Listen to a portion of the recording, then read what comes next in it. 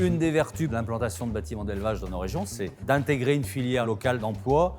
On fait travailler des entreprises locales. Et ça, on y tient. Je suis donc installé sur l'exploitation familiale depuis 90. On a 11 000 canards élevés sur l'exploitation. Par ailleurs, je suis président de CPASL. On est 44 éleveurs adhérents à cette coopérative. Notre cœur de métier à CPASL, c'est l'élevage du canard de Barbarie.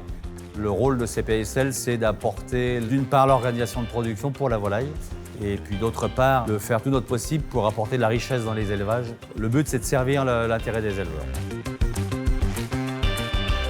Le marché, il faut l'adapter aux consommateurs. Donc à certains moments, en fonction des périodes de l'année, en fonction de la capacité et de la perception qu'a le consommateur dans les moyens qu'il peut mettre pour se nourrir, il va privilégier tantôt le canard, tantôt du poulet du quotidien, qui est une protéine animale qui coûte beaucoup moins cher à produire. Alors sur notre coopérative, justement, on a décidé depuis déjà une dizaine d'années de ne construire que des bâtiments mixtes qui soient capables d'accueillir, quand ça va bien, du canard. Quand il faut moins de canard, il faut plus de poulet.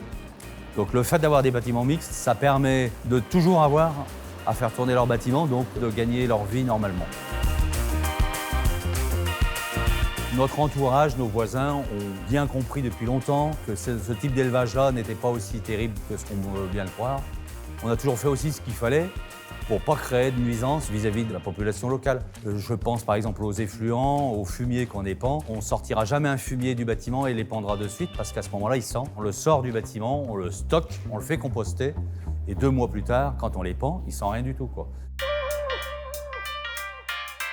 Pour ce qui est des nouveaux projets, aujourd'hui, on aborde plusieurs aspects. Donc l'intégration paysagère, un projet de bâtiment qui sera construit sur un coteau, dans une vallée. Donc ça, on y fait attention. Même si ça génère plus de travaux de terrassement, par exemple, on va faire très attention à l'impact visuel. Le deuxième point, quand on accompagne un porteur de projet avec CPASL, c'est d'expliquer à la population locale qu'est-ce qu'on va faire, comment on va le faire, de quelle façon on va élever nos animaux, d'expliquer aux gens qu'on recherche la vertu en termes de qualité d'élevage.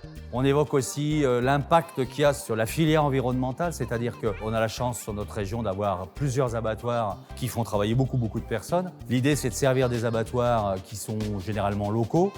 On ne convainc pas tout le monde, mais je pense que notre honnêteté dans nos propos fait quand même que les gens ont un peu plus confiance. Et après, quand le projet aboutit, il se concrétise et qu'il se met en route, ça ne génère plus jamais de problème de proximité. Notre dernier fils, qui est en études agricoles, il nous dit qu'il reviendra sur l'exploitation. Et je suis plutôt rassuré de savoir qu'il revient sur la partie volaille. Il va vivre normalement de son métier. Il aura rapidement un revenu. Pas trop différent de la vie de ses frères et sœurs.